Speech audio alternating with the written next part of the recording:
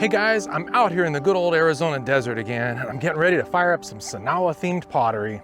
And oh boy, is this firing gonna be a super special one. My good friend in the Verde Valley, Joe, hooked me up with some beautiful clay from the area. So this is gonna be really neat, it's gonna make it super authentic, and boy was that clay a lot of fun to work with, Joe, so thanks so much for that. I can't wait to see the results on these.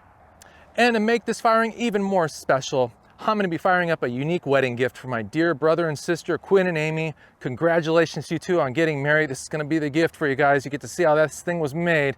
I got my fingers crossed this thing's going to survive. With a little bit of luck from the Lord, it'll turn out.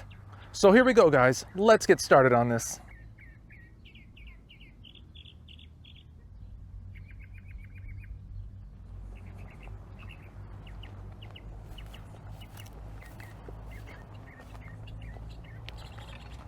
So we had recently a really good rainstorm. This area's been flooded out. It's a little bit dry. Hopefully the branches have been dried out by then. And I was wondering what I did with a lot of my pottery furniture.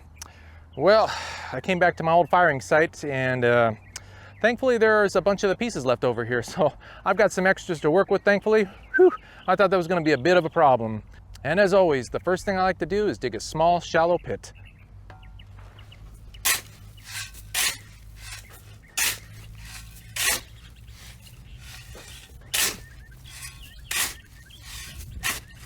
Oh boy, and this sand is pretty damp. I'm gonna have to try and burn this out some with a pre-warm-up firing.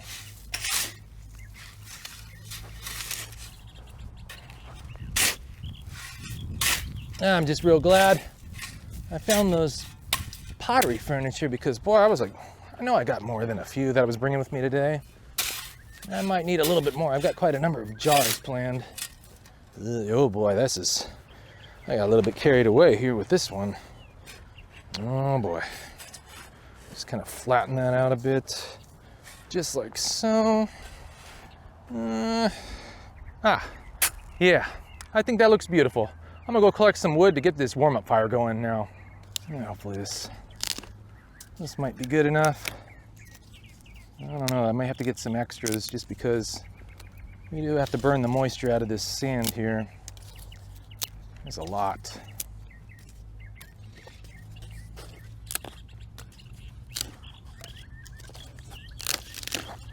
At least the wood's pretty dry though. That's the most important part. If you've seen some of my other videos, coming here after a rainstorm is never fun. Getting that wet wood to combust. Not fun at all.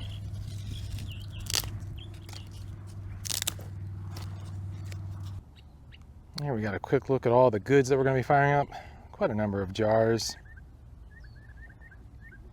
So here's some of that clay from the Verde Valley. Oh man, this is beautiful. It's a nice yellowish. I can't wait to see what that fires too. A little bit of a challenge to work with, but yeah, that is some beautiful. It's beautiful. Now, this is some Wingfield clay right here from the Verde Valley as well. This is actually got a nice hematite wash to it. And this is some Wingfield. This is just buff right here. That's the natural color that it dried to. I had some other clay from the Verde Valley right here that I put a nice red wash on. A little bit left over. I also made a swatch using that one clay in here, so that's gonna be fired in that bowl. This is some unique clay from the Verde Valley as well. A little bit of a challenge to work with. As you can see when it was drying though, I don't know if I can get that in there. There is a crack on the inside. But overall, it looks pretty beautiful, so I hope that doesn't grow in the firing. And here's that same clay without the slip on it. And then this is the special jar of the hour for you guys, Quinn and Aimee. This is gonna be, oh boy, that's a neat jar right there. And then I made this one as well with the remaining clay. I mixed way too much. I was like, oh boy, I better make another. I got a little bit more to make another jar. Just beautiful. All right, let's get this warm-up fire going here.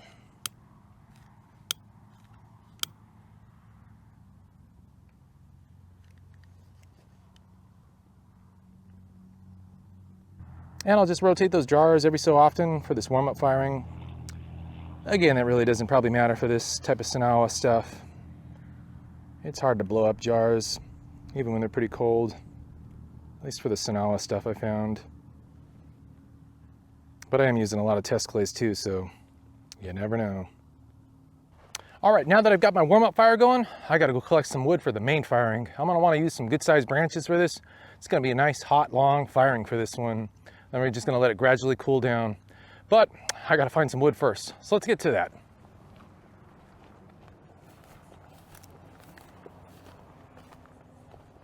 All right, so I've got a nice pile of wood stacked up right here. I think we're ready to go. I got my main pre-warm-up fire. It's almost burnt out. I'm gonna wait a little bit longer, and then I'm gonna start stacking these pots and getting this wood on. All right, this is always the fun challenge, is getting this stuff all squared away and ready to roll. So I'm gonna put my best bricks at the center here. I think we'll start it. Oh, you know what? I forgot to actually rotate these things around. Yikes. Spent too much time collecting wood. And we just want to make sure it's propped up. We'll start with Quinn's pot there in the center. I'll just kind of build from around. I have to get a little bit creative though with some of these.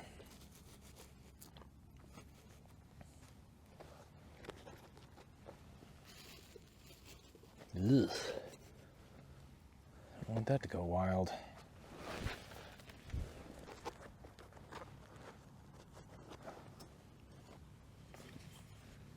So it's going to be a bit of a difficult guy. Well, you know what? Let's set you up front here like this. It's going to be risky though, because if this cools down quick, that rim is going to crack on this guy. Hopefully that won't be the case.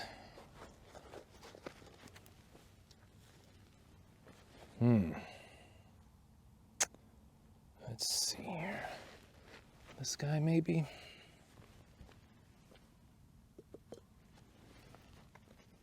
I'd really like a little bit more air room to breathe, but...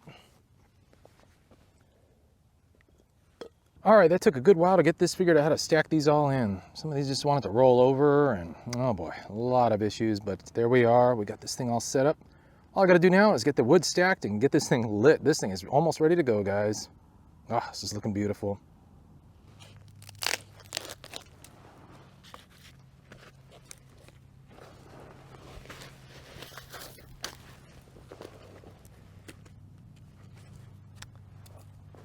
All right, as you can see, I've got one monster of a stack here of wood. This thing is ready to go. All we got to do is ignite it.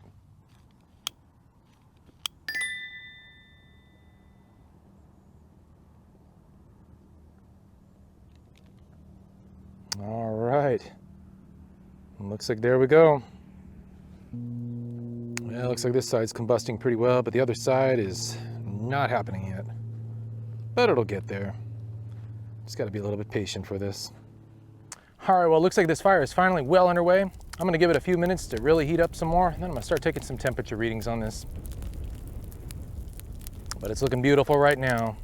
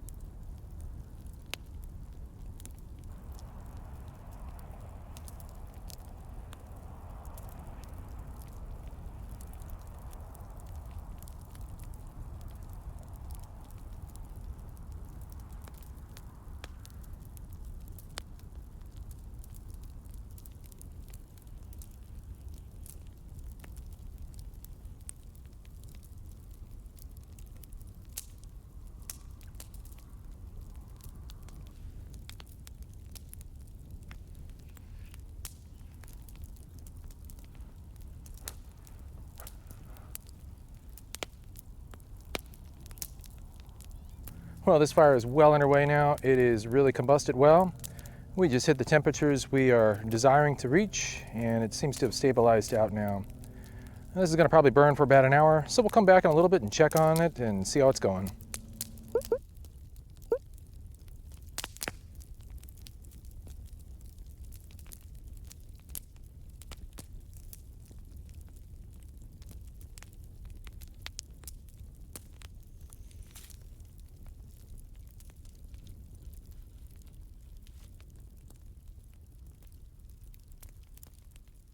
Well, the fire's completely out. It's burned down to coals. So I'm gonna let it continue to just do its thing for a little while and until it cools down. We're still at some pretty hot temperatures and the 500 Cs. I definitely don't want to pull these out. It's a little bit cooler out than normal and it may risk some crackage. So a little bit of a patience game here, but I'm excited to see the results on these things.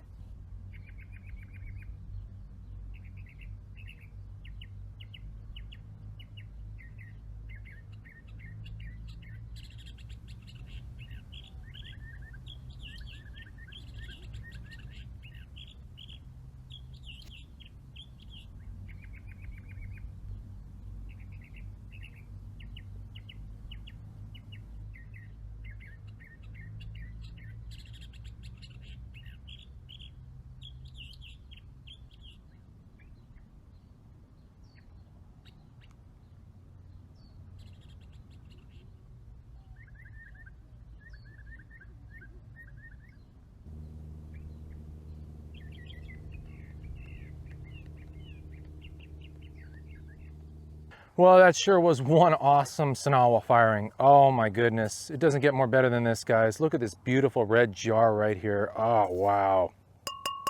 That has got a deep bell ring to it. Oh, that is just absolute beautiful. I can't believe the red just stayed this deep blood red. Oh, wow. And look at the inside. Isn't that incredible? A nice brown hue. This is going straight on my shelf, this one. This was actually an experimental wash that I put on, so I did not think it was gonna work. I put it on a little bit heavy where it kind of started to peel in just one area. But overall, I'm super excited with this one. And Joe, this is the jar that you were excited about with the clay that I was gonna be using that you gave me. Man, this turned out just beautiful. I just love the colors on this thing, especially those fire clouds. So it turned to that nice whitish color and then you got these pinks in it. Oh, it's even got a lovely ding to it. It's really heavyweight though, the temper that's in this thing. Pretty incredible. It was a bit of a pain to work with, but the results stand for themselves, I think. And then I've got my 2-seat jars right here using that Wingfield clay that I found. Oh, this stuff is beautiful. This is the natural color right here, and this uses a little bit of a hematite wash, which turned to a nice, beautiful orangish color. Oh man, it's a little bit light brown on the inside, not as dark as I was hoping it would be, but it's still nice dark. I think I'm going to use this for the rest of my Sinagua series. This clay was really fun to work with, not too crazy. Didn't need really too much temper added to it, and it dried just wonderful. So in my book, that's always a bonus, and it's definitely a keeper clay to be using. And moving right along, this is my other Verde Valley clay jar that I decided to make. This is actually part of the Secrets of the Sinagua series jar that I made up near the Verde Valley. It was so beautiful. I just made it outdoors and just had a really fun time making it, even though it was super windy for that video. But this just turned out beautiful, I think. Oh, and it's got a really deep ding to it. That is beautiful. Wow, I'm really happy with this guy right here. That is beautiful. And this uses that exact same clay with a little bit of hematite wash added to it. This is the one that cracked before I put it in the firing, so when it was drying, the inside cracked. Thankfully, the fire did not cause any more cracks on the outside. I don't see any visible ones. It did grow a little bit on the inside, but the exterior is all that matters for me if it's going on my shelf. This is just beautiful. Oh, I love this color to this one. This is a really nice one. And it too has a pretty nice ding to it too, so I definitely know the cracks did not go through. If you got that little bit of thunk sound, you're gonna know there was something weird going on with that. All right, and lastly, the final jar that I pulled out, this beautiful jar for Quinn and Aimee. Oh my goodness, guys, I really hope you love this thing. This thing is awesome. Got some nice, beautiful fire cloud on the bottom, and it came out relatively clean for the whole thing, so I'm super excited about that. And that is the sound of success, my friends. Oh boy, I'm so glad this one turned out. And again, congratulations to you too. And this guy here, another personal project of mine. Oh man, this is my little tiny miniature Sinagua Oya that I made, even though it looks more like a jar. It's a little guy, and he sounds just as healthy as the rest of the jars. Overall, this firing, guys, I think was a total success. I really hope you enjoyed watching how I fire these Sinagua pots. If you did, please be sure to consider hitting that subscribe button and helping this channel grow. And I really appreciate all the support you guys have given me along the way. All right, my friends, till next time.